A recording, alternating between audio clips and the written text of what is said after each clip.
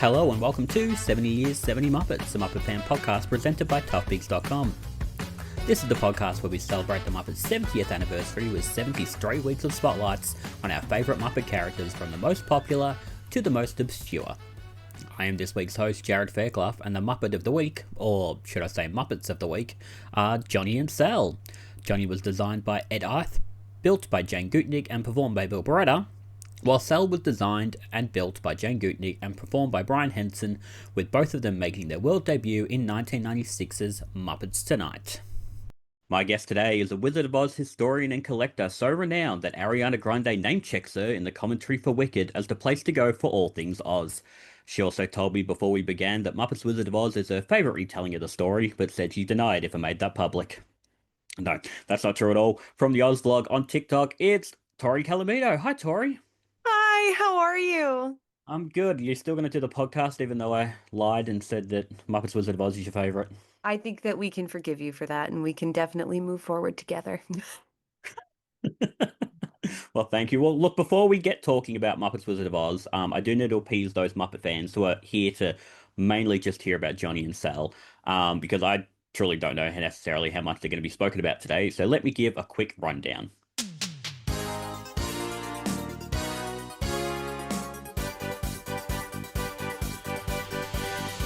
Johnny Fiama is a crooner who made his debut in Muppets Tonight.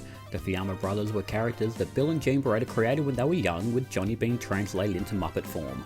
Sal Minella, also debuting in Muppets Tonight, is Johnny's faithful monkey sidekick, willing to do anything for his best friend. Sal was created after Bill picked up a puppet and started singing during a workshop, but no one was listening, so Brian grabbed a monkey puppet and started shouting at people to listen to Johnny. Oh, that was not a good Sal.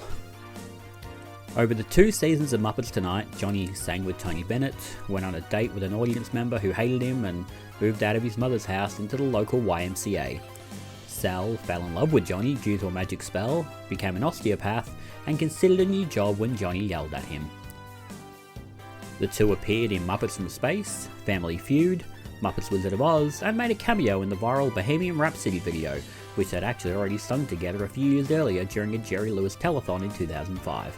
But they finally returned after 16 years of non-speaking roles as ghosts in Muppets Haunted Mansion. Will they continue to be on our screens? Who knows? And there we have it. So, look, Tori, because Johnny and Sal are relatively major characters in Muppets Wizard of Oz, I came to you and said, look, let's use this as an excuse to have a chat about the special and Wizard of Oz in general, and I thought, who better than, the biggest Wizard of Oz historian I know. Before we get into Muppets Wizard of Oz in particular, one of my favorite things you do in your TikTok is you dispel myths. God knows there are a lot of myths about Muppets Wizard of Oz. Not Muppets Wizard of Oz. Well, there are. The myth is, why the hell did they make it? Misconceptions about the normal Wizard of Oz, the 1939 film. I'm going to give you 5 myths, and in one single sentence, I want you to dispel it as quick as you can. Okay. Ooh. Okay, let's go. Let's speed run it. Number 1. The snow in the poppy field seen as asbestos. It's actually gypsum. The snow in the poppy field is made of gypsum. Number 2. The director slapped Judy Garland for giggling through takes. That one's actually true. Victor Fleming did slap Judy Garland for giggling during the lion scene and then immediately felt awful and apologized about it, but he wasn't a great guy. Not a good move, Victor Fleming. Number 3. The only person nice to Judy Garland on set was Margaret Hamilton, who played the Wicked Witch. Don't know where this one came from. Totally false. She was beloved by most of the people on set. The only person she seemed to have some kind of beef with was Jack Haley, but it seems to be pretty superficial. Number 4. The actor who played the wizard coincidentally wore a coat in the film that belonged to Wizard of Oz author L. Frank Baum. There is historical disagreement about this. Personally, I don't think the evidence stacks up enough to support it, so I'm going to put that on the side of myth. And finally, number 5, and possibly the biggest thorn in your side, Tori. Look, do I even necessarily need to read it out, or do you just want to say the 3 words that you need to say? The hanging munchkin. Yeah, I was going to say, it's a crane. It's a crane. It's a Saurus Yes. crane, not a hanging human. Thank you. No, there is no... And that one never made sense to me, because how would they not have realized that? Or how would they not have done something about that had they walked directly towards it? I heard so much justification about this. They couldn't afford to reshoot it. They were in a rush. Victor Fleming slapped Judy Garland for giggling. He definitely would have re-recorded this, and there would be a record of this person dying on set. There was records of all of the injuries that occurred on the set. They didn't cover them up. They were being reported contemporaneously in the news. There was no way they could have gotten away with this. No, not at all. Why do you think it is, Tori, that that film has so many misconceptions and myths around it? You know, Because I it seems think to be that film, sorry, it seems that film more than any other film of its day and of now seems to just have this whole lore about it that just isn't true. there seems to be some sort of fixation on loss of innocence when it comes to The Wizard of Oz. It's this really bright, innocent, beautiful thing that we all remember from our childhoods. And I do think some people enjoy tearing that down a little bit off that pedestal. But also, there's so much mythos around Judy Garland and the supposed tragedy of her life.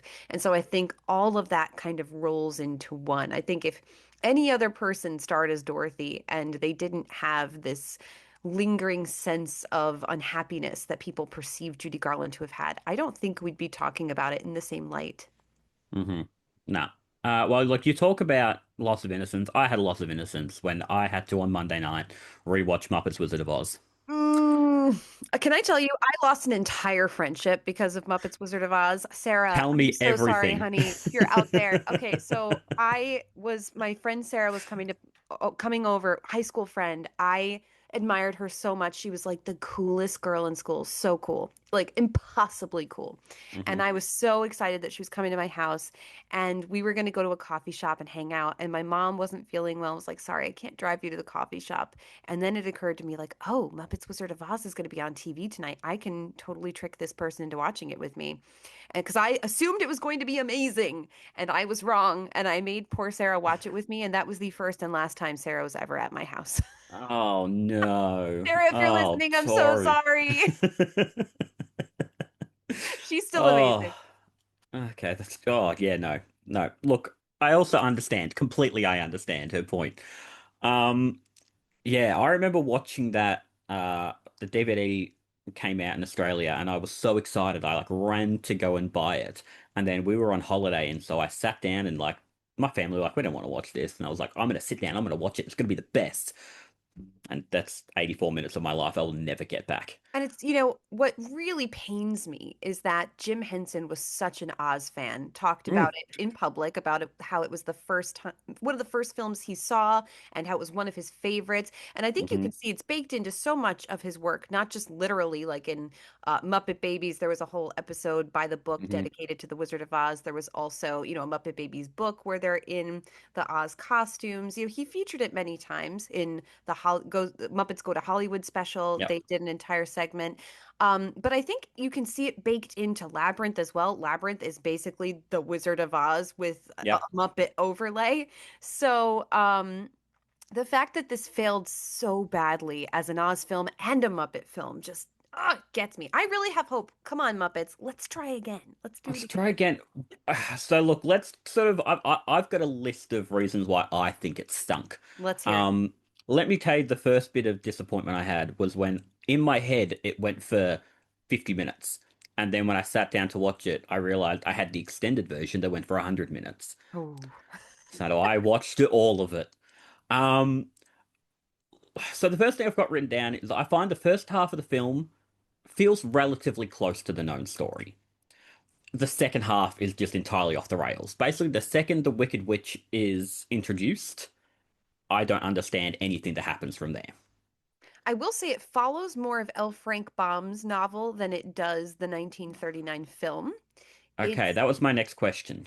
Yeah, it's not totally off base, but the part for me that irked me the most about Dorothy's arc in Muppets Wizard of Oz, they change her arc from wanting to go home to wanting to be a famous singer. Hmm. And I really feel that that damages the urgency of her arc.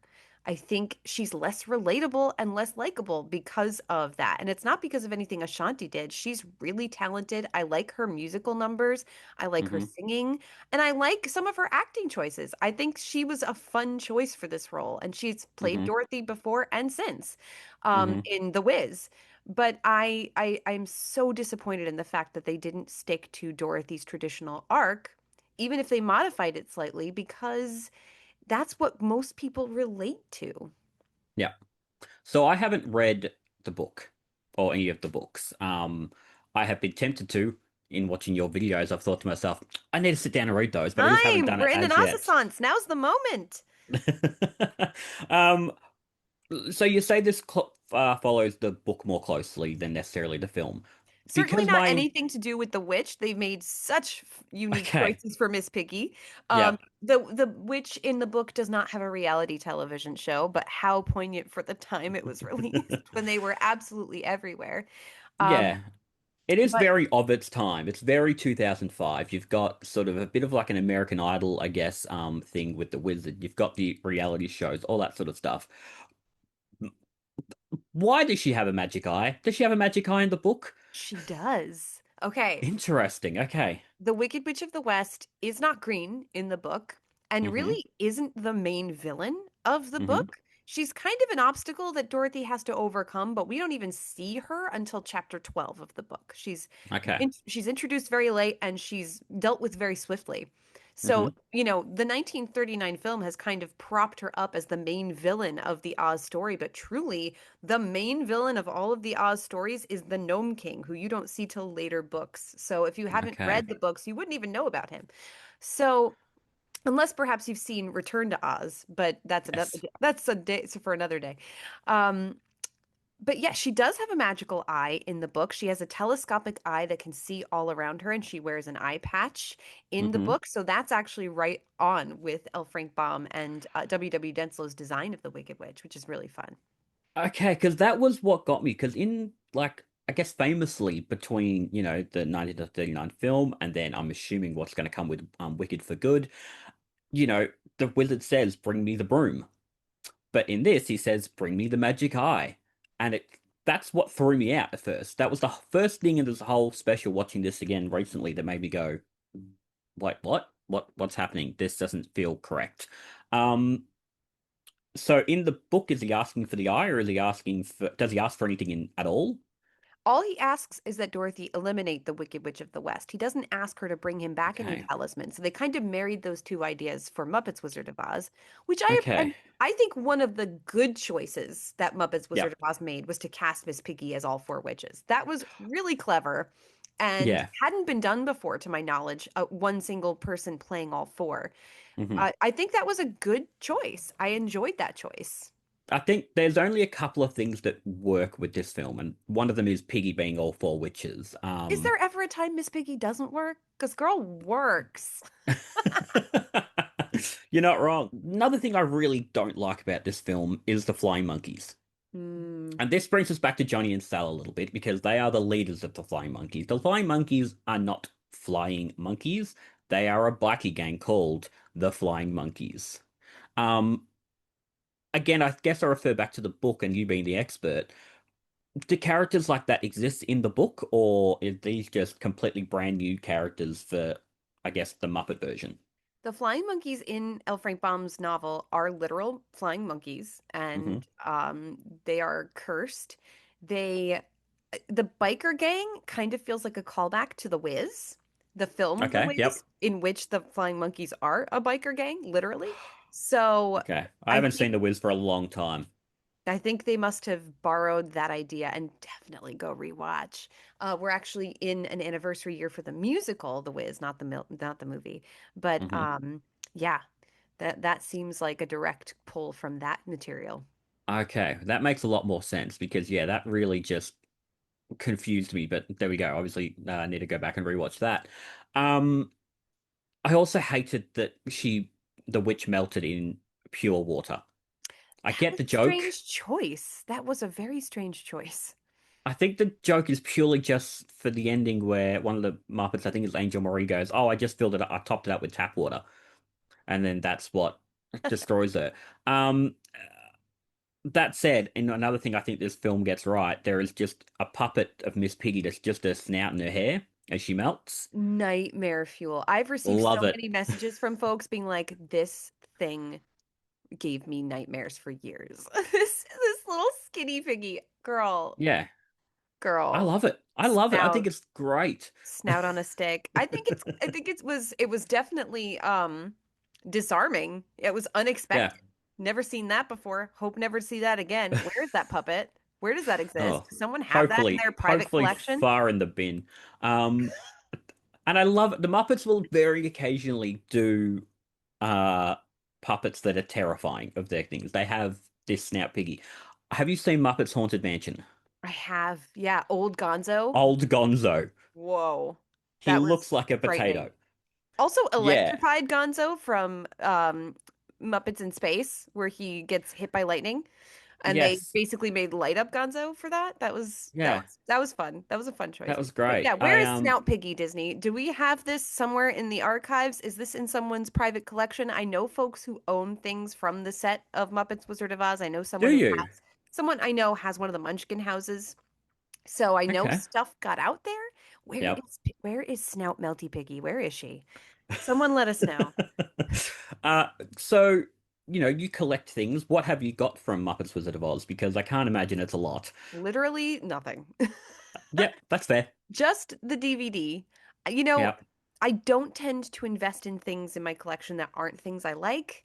yep. Sometimes people send me things, and so I have developed a bit of an Oz the Great and Powerful collection. That's my other Oh, least favorite. that movie But they're sucks. all things that people have sent. I'm a collector on a budget. The one thing I Hmm. wanted from Muppets Wizard of Oz was the plush dolls. They made them in a bunch of different sizes, Hmm. but they are so rare because it was a flop and it didn't sell for long. So, Hmm. keeping my eyes on the Western skies on eBay there for those at some point. But yeah, I don't tend to invest in things that are from canons I don't enjoy, and this was Yep. unfortunately it's a race to the bottom, and Muppets Wizard of Oz is winning the race. Yeah. You mentioned Oz the Great and Powerful. We're not going to talk about it because it sucks. It I just have sucks. to say the only like I got a speeding fine that day, and that was still more preferable than watching Oz the Great and Powerful.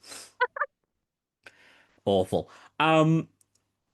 The songs of Muppets Wizard of Oz. I get that you can't do the songs from the 1939 film. I understand that. I get that it has to be a separate thing. I could not remember any of these songs. When they started playing, the only one I remembered was The Witches in the House, and because I think it's on a CD that someone made me years ago. Um, thoughts? I didn't hate the music. The Muppets Hmm. excel in music. I Hmm. really feel that Ashanti's song from the top, Gotta Get Out of Kansas, and When I'm With You, the song that they all Yep. sing together, those are the two that stand out the most to me. And particularly the one where they're singing together. I think the Muppets shine in moments like that, and that felt like a classic Muppet, found family moment because the Muppets really encapsulate that theme from The Wizard of Oz of found family and supporting Hmm. each other. And that one was like a feel good song. And that one really stands out to me as a good one. I don't think the music is the worst part of the Muppets Wizard of Oz. I would say out of 10, I would give the music a 6. It's still fun. Okay. Yep. Um, okay. Well, then what do you think is the worst part of Muppets Wizard of Oz?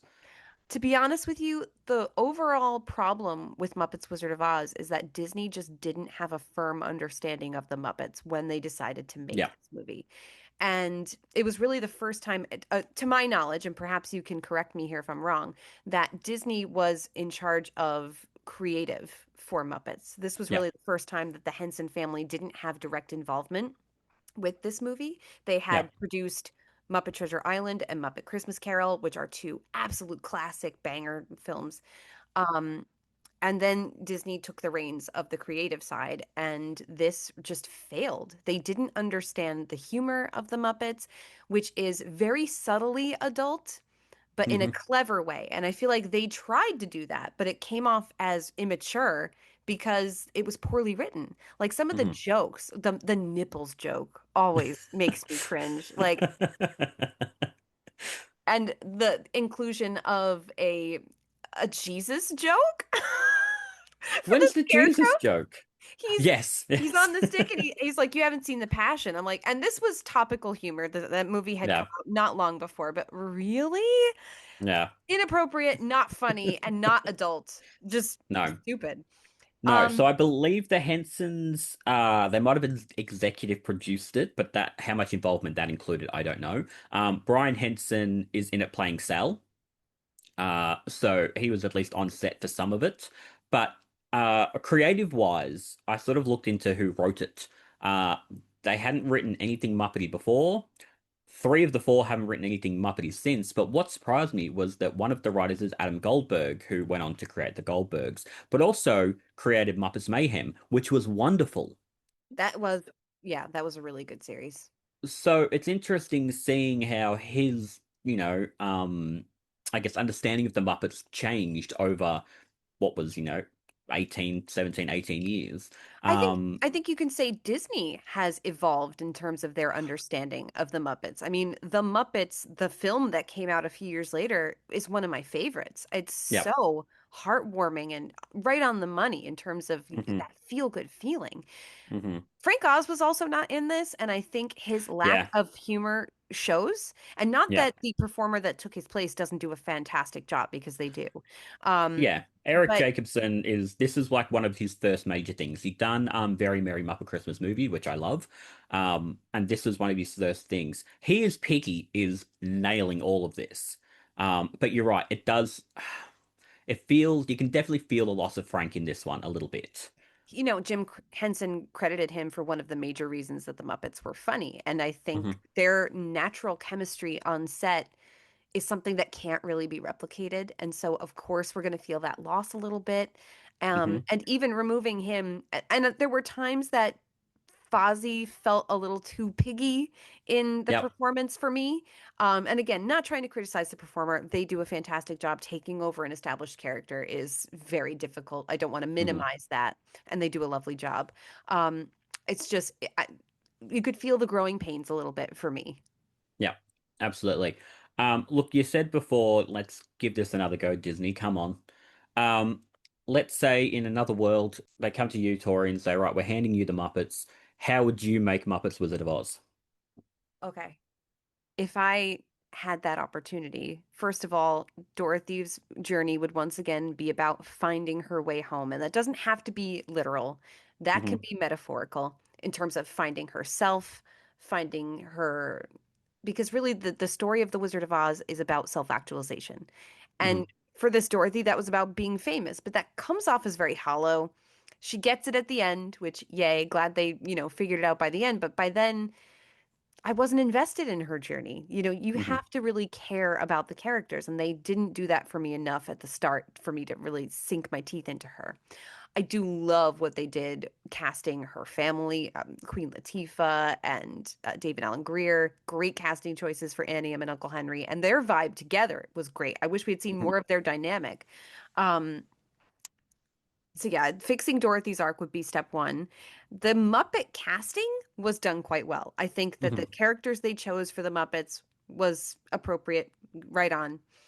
Um, but the humor was off. We need Hmm. more of that subtle adult humor while not shoving it down your throats like, yeah, this is a thing for kids, but look, grown-ups, here's some stuff for you too. Yeah. It didn't work for me. It was too ham-fisted and literal. So I would hire folks who really understood the humor of the Muppets to do the writing, and more along the lines of, I might get some hate for saying this, but the Muppets television series, if you softened those edges a bit, Hmm. would be more along the lines of what I'd like to see.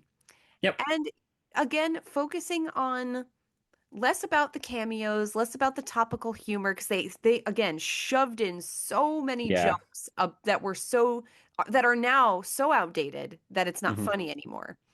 Um, when I watch classic Muppet movies, when I watch The Muppet Movie or Great Muppet Caper or Muppets Take Manhattan, the humor is sometimes topical, and there are contemporaries, in terms of the cameos, but it's so well written that it doesn't feel dated anymore. It still Hmm. works.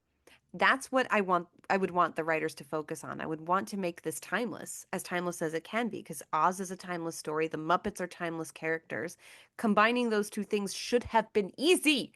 That's the part Mm. that gets me. This should have been a slam dunk. No problem. No brainer. And the fact that they botched it so horribly makes me angry. But I would love to see Disney take another crack at this. Hmm. Let's try it. Like, just pretend that other one didn't happen. It's not even on Disney Plus. Nobody has to No, know. no, that's the thing as well. This Disney wholly own this, and they still haven't uploaded it. No. Like, no, I get it. I get it. Um, What would you do just differently? As a Muppet oh, expert, what would you want to see different? for a start, raise the budget. The graphics are woeful. So good. I cannot forgive anything that goes on in that wizard's like chamber. He looks Like like the the guy from the Mucinex commercials, the little I don't booger. I don't know who You that guys is, have but those I'll in take your Australia? word for. No, we Google don't. I'll it. take your word for It's it. uncanny. But I cannot forgive yeah, any of that. I cannot forgive that creepy chicken that Oh, I forgot about the chicken. Oh my God. Nah, last night I was trying to explain to my girlfriend how bad it was, and the only clip I could find was the chicken.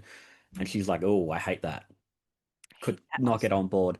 Um, yeah, you raise the budget again, same as you. You make the humor less timely, less dated.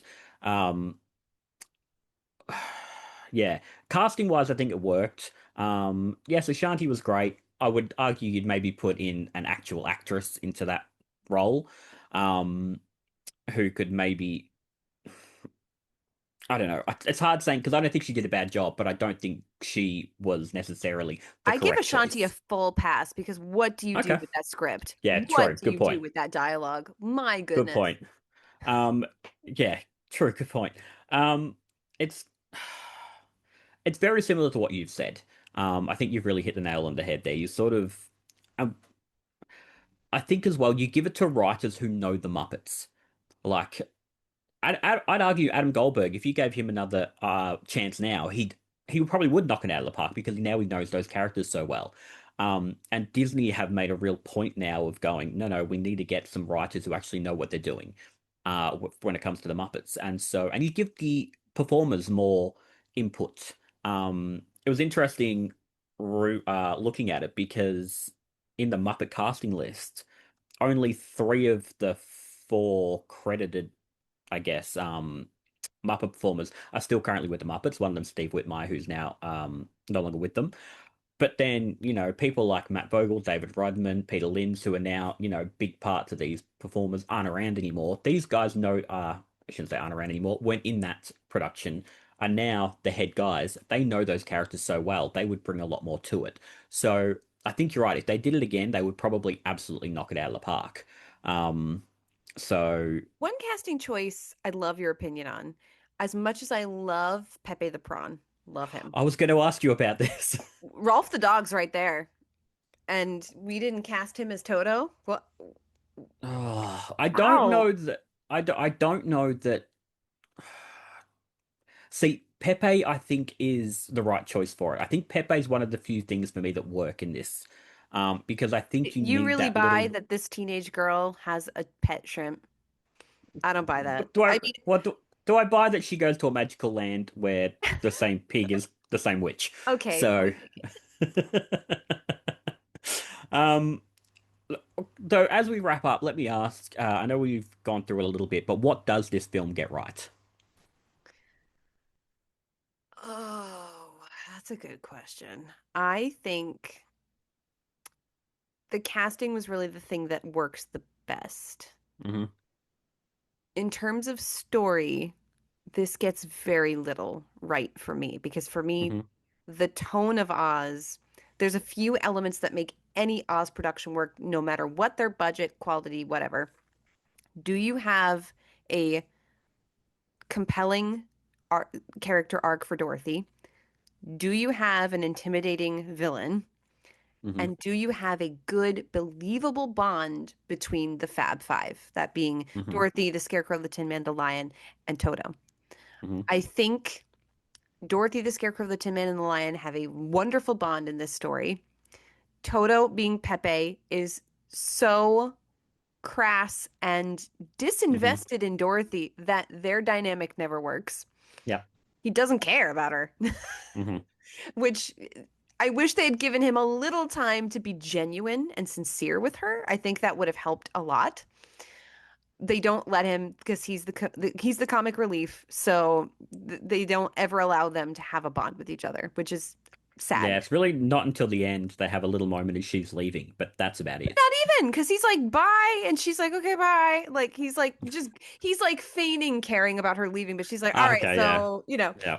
um, and Piggy is intimidating in this as the villain, but maybe not enough because we're Hmm. still doing the like I'm filming a reality show. So she's only half worried about Dorothy. They're Yeah. not really it doesn't ever feel like there's a genuine chance that Dorothy's not going to succeed in what she's trying to do. So, yeah, it kind of fails in all of my key elements of a successful Oz story.